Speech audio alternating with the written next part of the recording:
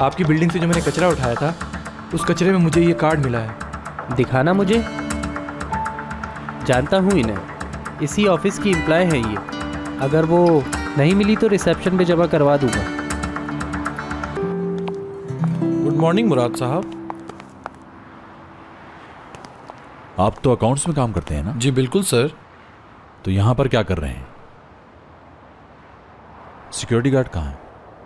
Bank तक गया है। वर्किंग आवर्स के दरमियान? कह रहा था बस 5 मिनट का ज़रूरी काम है, तो मैंने जाने दिया। इंपॉर्टेंट काम।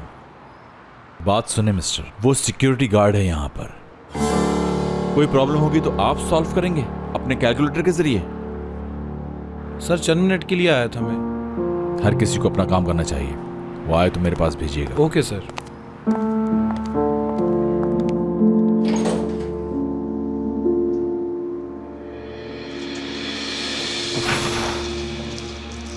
जाने दो।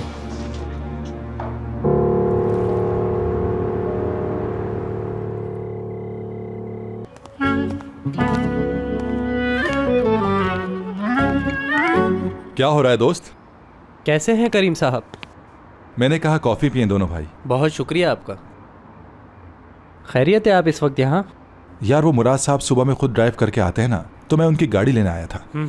हाँ। क्या हुआ? कोई कार्ड भूल गया फिर। ये सुबह स्वीपर को कचरे में मिला है।